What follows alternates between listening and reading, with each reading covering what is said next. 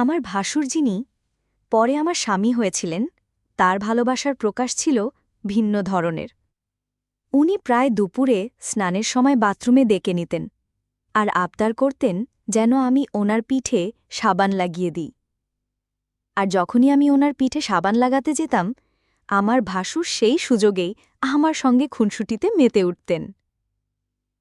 আমার বিয়ে হয়েছিল আমার ছোট মামাতো ভাইয়ের সঙ্গে, কিন্তু আমি প্রতি রাতে আমার ভাসুরের সঙ্গে সময় কাটাতাম, অর্থাৎ আমার বড় মামাতো দাদার সঙ্গে। আমার ভাসুর আমাকে যে পরিমাণ স্নেহ আর ভালোবাসা দিতেন, তাতে আমার মন প্রাণ জুড়িয়ে যেত। কিন্তু নিজের স্বামী থাকা সত্ত্বেও আমি কেন আমার ভাসুরের মাধ্যমে নিজের চাহিদা মেটাতাম, তা জানতে হলে পুরো ঘটনাটি আপনাদের মন দিয়ে শুনতে হবে। আমার নাম রাফিয়া। আমার মামার 2 ছেলে, সম্পর্কে আমার মামাতো ভাই। বড়জনের নাম রাকিব আর ছোটজনের নাম রিমন। আমার বিয়ে হয়েছিল ছোট মামাতো ভাই রাকিবের সঙ্গে। আমি তার থেকে বয়সে 2 বছরের ছোট ছিলাম। আসলে আমার মা আর মামা ছেলেবেলাতেই আমার সঙ্গে রাকিবের বিয়ে ঠিক করে রেখেছিলেন।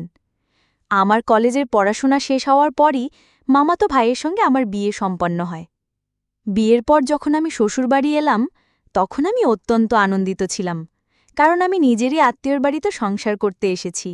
তাই আমার মনে কোনো প্রকার উদ্বেগ ছিল না। আমি বেশ নিশ্চিন্ত আর খুশি ছিলাম।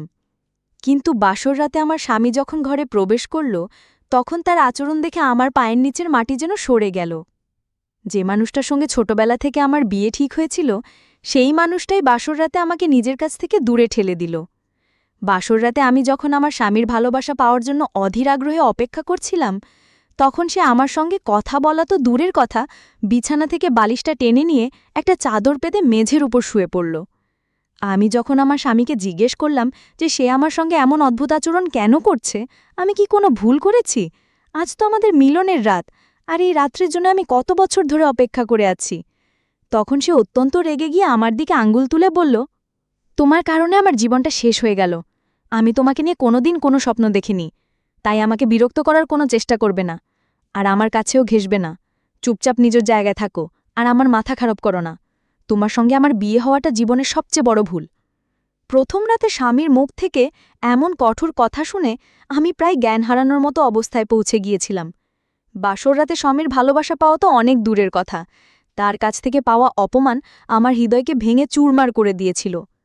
ছোটবেলা থেকে যখন সবার মুখে শুনতাম যে আমার বিয়ে আমার মামাতো ভাই রাকিবের সঙ্গে হবে, তখন থেকেই চোখে একটা নতুন স্বপ্ন বাসা বেঁধেছিল। আর আজ সেই স্বপ্নটা পুরোপুরি ধূলিসাৎ হয়ে গেল। আমি যা ভেবেছিলাম, বাসর রাতে তার ঠিক উল্টোটা ঘটল। ভেবেছিলাম স্বামীর সঙ্গে অনেক মধুর সময় কাটাবো, কিন্তু সে তো আমার মুখ দেখতেও প্রস্তুত ছিল না। আমি দেখতে যথেষ্ট সুন্দরী হওয়া সত্ত্বেও আমার স্বামী বাসর রাতে আমাকে একবার ছুঁয়েও দেখেনি। আমি কিছুতেই বুঝতে পারছিলাম না আমার স্বামী কী কারণে আমাকে এতটা ঘৃণা করত, যে আমার মুখ পর্যন্ত দেখতে চাইত না। বিয়ের প্রথম রাতকে আমি জেগেই কাঁদিয়ে দিলাম, আর মাথার মধ্যে কেবল একটাই প্রশ্ন ঘুরপাক খাচ্ছিল, যে আমার স্বামী যদি আমাকে পছন্দই না করত, তাহলে সে আমাকে বিয়ে করল কেন? সে তো এই বিয়েতে অসম্মতি জানাতেই পারত। বিয়ের প্রথম রাতেই আমি উপলব্ধি করেছিলাম যে আমার জীবনটা হয়তো এখানেই শেষ হয়ে যাবে। এই সমস্ত কথা ভাবতে ভাবতেই আমি সারা রাত দুশ্চিন্তায় কাটিয়ে দিলাম। পরের দিন সকালে আমার জেঠানি কোনো রকম আওয়াজ না দিয়েই হঠাৎ করে আমাদের ঘরে ঢুকে পড়লেন। সেই মুহূর্তে আমি বিছানার এক কোণে মন খারাপ করে বসেছিলাম। ঘরে ঢুকেই আমার জেঠানি আমার স্বামীকে মেঝেকে শুয়ে থাকতে দেখে মুচকি হেসে আমার দিকে তাকিয়ে বললেন, কি ব্যাপার আমার সুন্দরী দেওরানী? নিজের রূপের জাদু দেখেও আমার দেওরতে নিজের দিকে টানতে পারলে না? আমি আমার জেঠানির এমন আচরণ আর অদ্ভুত কথাবার্তা শুনে খুব একটু অবাক হইনি, কারণ আমি স্বামীর দুর্ব্যবহারে আগে থেকেই ভীষণভাবে মর্মাহত ছিলাম। এরপর আমার জেঠানি বললেন, তাড়াতাড়ি তৈরি হয়ে বাইরে এসো। এই কথা বলেই তিনি ঘর থেকে বেরিয়ে গেলেন। তিনি একবারও আমাকে জিজ্ঞেস করার প্রয়োজন বোধ করেননি যে বাসর রাতে আমরা দুজন কেন এভাবে আলাদা ছিলাম। এমনকি তার হাবভাব দেখে মনে হচ্ছিল তিনি যেন আগে থেকেই সবকিছু জানেন। শ্বশুরবাড়িতে এভাবে 2 দিন কেটে যাওয়ার পর সেদিন সকালে ঘুম থেকে উঠে জানতে পারলাম যে আমার জেঠানি বাড়ি ছেড়ে চলে গেছেন। শুধু তাই নয়, আমার স্বামীকেও কোথাও খুঁজে পাওয়া যাচ্ছিল না।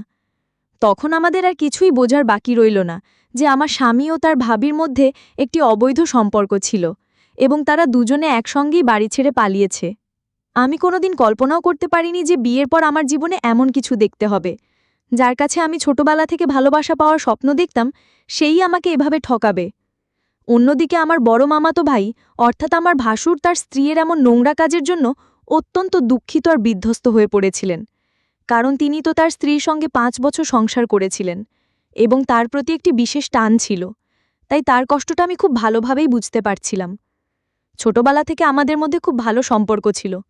তাই সেদিন আমার স্বামী ও জেঠানির এমন লজ্জাজনক কাজের কারণে আমি আবেগের বশে আমার ভাসুরের বুকে মাথা রেখেছিলাম, আর আমরা দুজনে সেদিন অনেকক্ষণ ধরে কেঁদেছিলাম।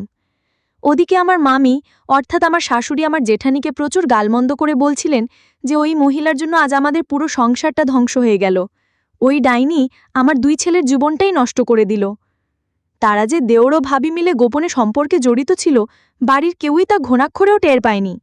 সেদিন যখন আমাদের বাড়িতে এই বিষয়টি নিয়ে প্রচণ্ড হট্টগোল চলছিল, তখন আমাদের বাড়ির পাশে চায়ের দোকানের এক চাচা আমার শ্বশুরকে জানিয়েছিলেন যে তিনি আমার স্বামী ও জেঠানিকে একসঙ্গে বাড়ি থেকে বেরিয়ে যেতে দেখেছেন।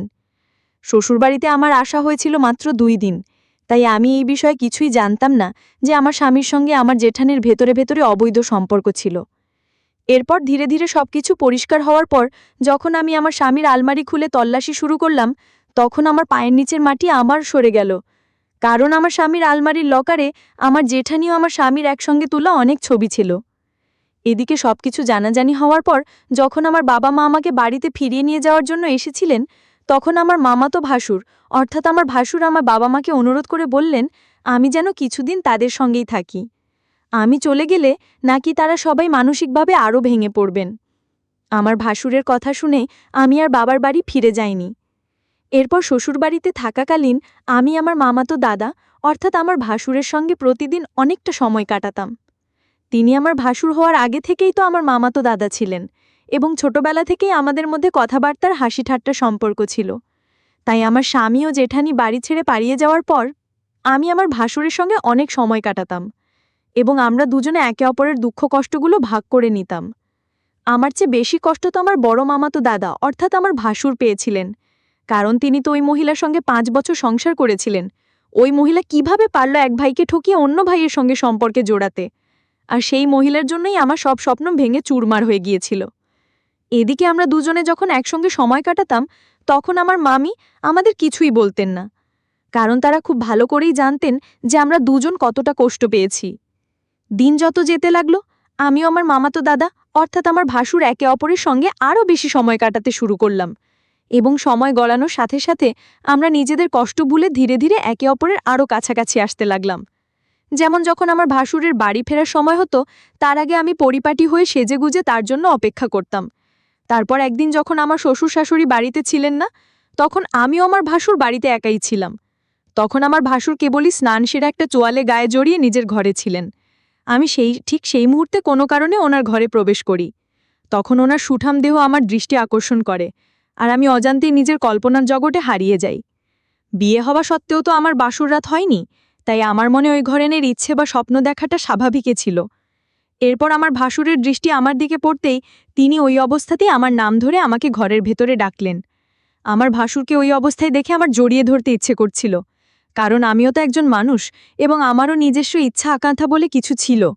তাই সেদিন আমি নিজের আবেগ আর ধরে রাখতে না পেরে হঠাৎ করেই আমার মামাতো দাদা, অর্থাৎ আমার ভাসুরকে পেছন দিক থেকে জড়িয়ে ধরলাম। আমার ভাসুর তখন হেসে ফেলে আমাকে বললেন, আরে নাফিসা, তুমি এটা কি করছো? আমি তখন লজ্জায় তার থেকে একটু দূরে সরে গিয়ে মাথা নিচু করে নিলাম এবং সেই ঘরে আর এক মুহূর্ত থাকতে না পেরে দৌড়ে ঘর থেকে বেরিয়ে এলাম। এরপর আমার ভাসুরও দ্রুত পোশাক পরে নিজের ঘর থেকে বেরিয়ে আমার কাছে এসে বললেন, নাফিসা, তুমি কি আমাকে কিছু বলতে চাও? আমি সেদিন আমার মনের সমস্ত কথা আমার ভাসুরকে খুলে বলেছিলাম। সেদিন আর নিজের আবেগ আর ধরে রাখতে না পেরে ভাসুরকে জিজ্ঞেস করেছিলাম, আমি কি আপনাকে জীবনসঙ্গী হিসেবে পেতে পারি?